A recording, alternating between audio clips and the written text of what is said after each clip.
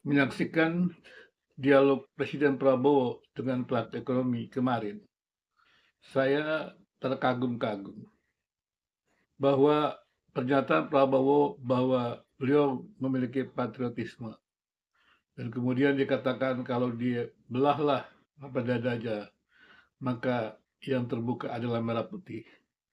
Ternyata bukan sekadar slogan kosong, tapi itu dibuktikan dari keseriusannya untuk bisa membangun Indonesia, menjadikan Indonesia mandiri, menjadikan Indonesia negara yang kuat.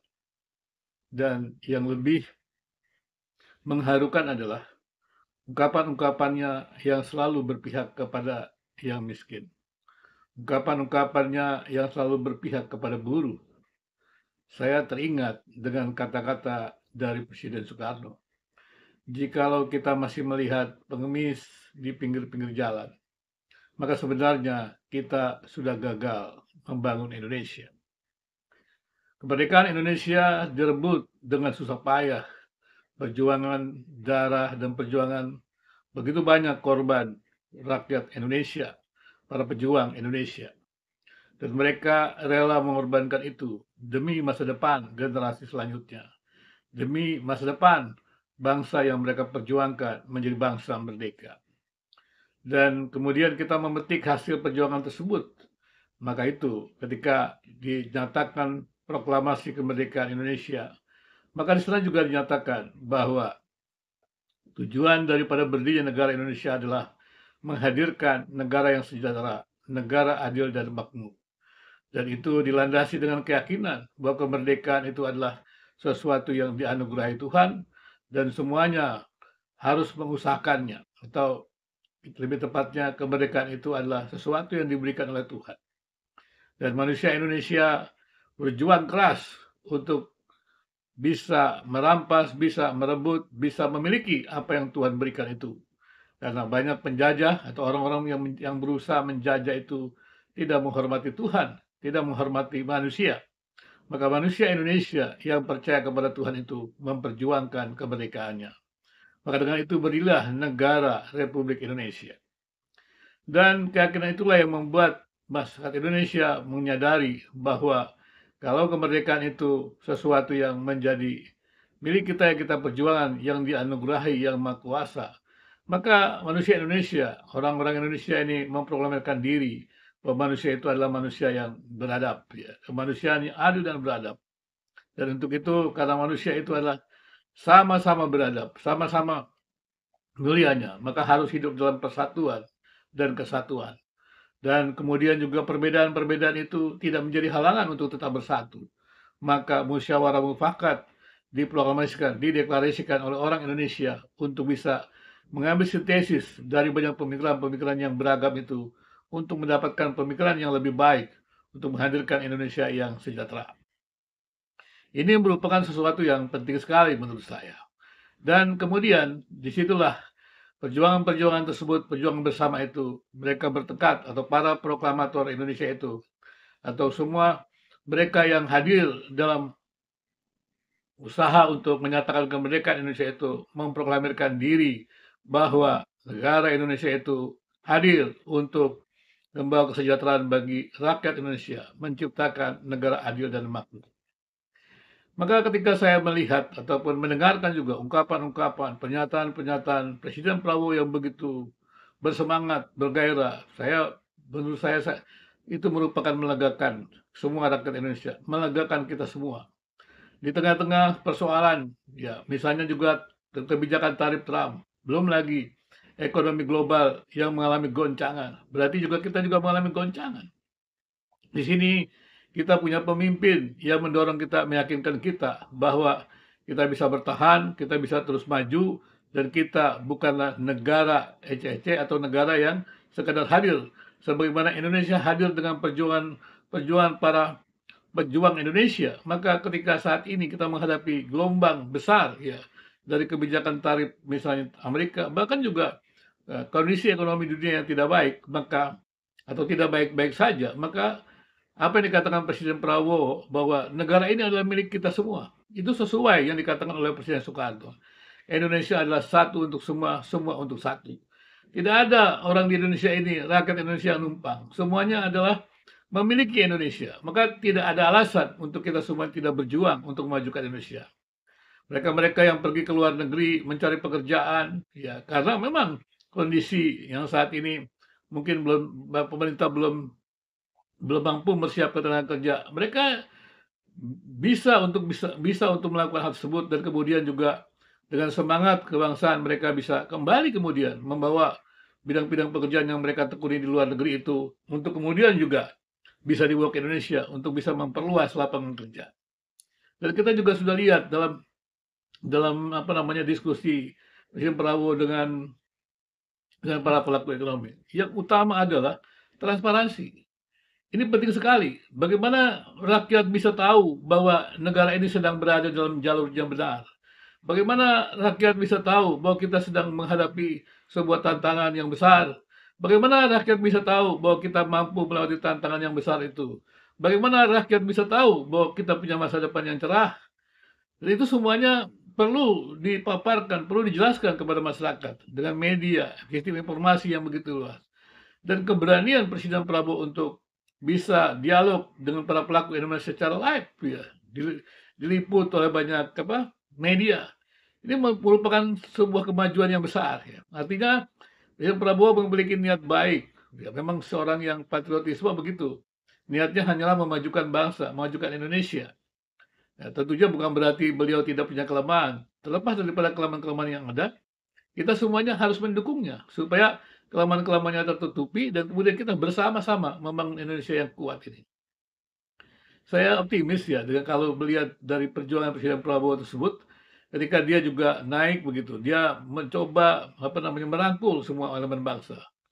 Ya, kemudian dia juga berjuang untuk itu. Bukan berarti bahwa kita tidak menghargai ya check and balance gitu, demokrasi atau kemudian juga oposisi, bukan demikian. Maksudnya oposisi itu bukan menghancurkan lawan, menghancurkan partai lain, tapi harusnya adalah menjadi kritik. Kritik itu bukan negatif harusnya. Kritik itu adalah bagaimana para kritikus itu kemudian memberikan jalan-jalan keluar yang lebih baik. Jadi medsos ini dengan kritik-kritik bukan kritik mencaci maki, mencela, bukan sekadar itu, tetapi yang dimaksud kritik itu harusnya adalah bagaimana memberikan pemikiran-pemikiran yang lebih baik untuk bisa ada eksekusi yang lebih baik dari pemerintah Presiden Prabowo ini. Nah, saya pikir itu ditunjukkan ketika diskusi dengan para pelaku ekonomi. Presiden Prabowo menghargai banyak pandangan. Bahkan yang mengagetkan adalah ketika ada usulan daripada tokoh buruh ya, Said Iqbal yang mengatakan perlu ada itu satgas PHK. Saya pikir kan itu betul juga. Karena buruh itu sering tak berdaya. Para pekerja-pekerja itu sering tak berdaya. Mereka bisa di-PHK tanpa diberitahu. Dan kemudian mereka juga bukan sedikit. Mereka yang di-PHK itu tidak memiliki haknya. Di negeri ini terlalu banyak ya. Bahkan kita sudah melihat juga, bukan hanya buruh sebetulnya. Ya, maksudnya adalah ada banyak orang yang dalam pekerja-pekerja lain ya, walaupun bukan dikatakan semua pekerja atau buruh bisa juga, tapi paling tidak adalah kita tahu bahwa di dalam dunia kerja yang mungkin juga bisa dikatakan eh, cukup besar saja ya, cukup besar atau mungkin cukup berskala nasional saja, itu bisa terjadi PHK yang eh, tanpa bertanggung jawab atau tanpa menghargai buruh tersebut. Karena masih ada pemikiran ya, kalau kita mau akui, banyak orang berpikir mereka menjadi kaya di negeri ini, itu kaya mereka sendiri. Harusnya mereka menyadari bahwa Indonesia itu milik bersama. Nah, kalau Indonesia milik bersama, ya kita semuanya juga punya saham di Indonesia ini, maka tidak boleh seorang pengusaha itu merasa dia punya hak segalanya, tidak. Mereka seorang pengusaha yang kaya raya itu kan mereka kaya karena dia punya usaha di bumi Indonesia. Dia punya pekerja orang-orang Indonesia. Jadi tidak bisa dikatakan dia bertindak semena-mena. Mesti ada aturan hukum. Dan itu yang dikatakan oleh Presiden Prabowo bahwa dia juga berusaha untuk berusaha untuk memperhatikan rakyat Indonesia dan kepeduliannya terhadap orang-orang yang usia lanjut, memberi makan mereka-mereka yang usia lanjut karena memang tidak bisa bekerja lagi. Ini merupakan sesuatu yang penting. Dan saya juga melihat bahwa ternyata ketika Presiden Prabowo kemudian memberikan makan gratis, itu bukan sekadar pelarian daripada ketidakmampuan pemerintah untuk menyediakan lapangan kerja, tetapi adalah sebuah tindakan strategis ya untuk bisa mengurangi orang-orang yang kurang gizi gitu. Manusia-manusia yang kurang gizi, stunting. Dan secara bersamaan kemudian ditingkatkan usaha peluang kerja itu. Kan tidak bisa menunggu ada pekerjaan, kemudian orang-orang yang menderita ini kekurangan ini kemudian harus mengalami masa depan yang tidak baik atau kesehatannya buruk segala macam. Tapi harus ada strategi-strategi yang bisa menghindari ada individu atau komunitas tertentu yang mengalami ya atau mereka yang berada dalam garis kemiskinan itu atau tulisan itu diselamatkan terlebih dahulu dan kemudian diberdayakan kemudian bisa kerja. Jadi saya pikir apa yang dilakukan Presiden Prabowo ini sudah berada dalam garis yang benar gitu. Tapi sekali lagi maka kita juga harus mendukungnya. Semua elemen bangsa mendukungnya apalagi dalam gelombang apa namanya PHK yang bukan hanya melanda Indonesia tapi juga dunia nih karena dengan kebijakan tarif Trump ini. Tapi sekali lagi teman-teman juga yang memang ahli atau di dalam bidangnya jangan sekedar memaki, mencela begitu. Yang namanya kritik setahu saya adalah bagaimana kita itu memberikan solusi, jalan keluar gitu, ataupun pengembangan-pengembangan teori baru begitu. Itu diperlukan atau apa namanya penerapan-penerapan yang tepat, gitu. Tindakan-tindakan yang tepat. Jadi bukan kritik sekadar mencela, ini salah, itu mah bukan kritik sebenarnya, hanya sekedar apa? Ya, kita sebutnya sekedar bicara begitu, bukan di bidang apalagi kalau bukan bidang keahliannya. Harusnya seorang yang mengkritik itu untuk kemajuan bangsa ini dia berpikir keras. Kalau dia ingin mengkritik sesuatu, teorinya apa? Dan kemudian realisasinya bagaimana? Kenapa ada masalah? Bagaimana solusinya? Nah, itu yang kita perlu pikirkan.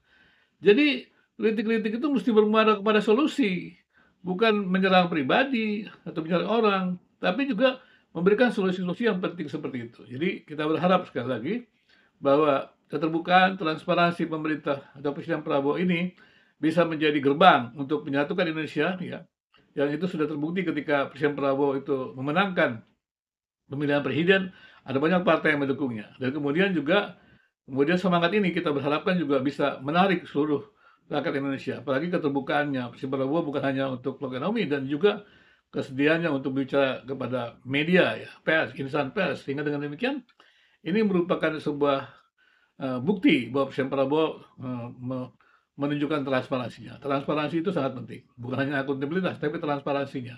Sehingga kemudian rakyat Indonesia memiliki harapan. Ya, Presiden Prabowo punya rencana, dan kemudian Presiden Prabowo menjelaskan tindakannya, dan kemudian Presiden Prabowo akan menunjukkan bukti-buktinya. Jadi input, proses, outputnya semuanya bisa diawasi oleh masyarakat. Dan kalau ini terus terjadi, maka Indonesia akan menjadi negara yang terus mengalami kemajuan. Semoga saja.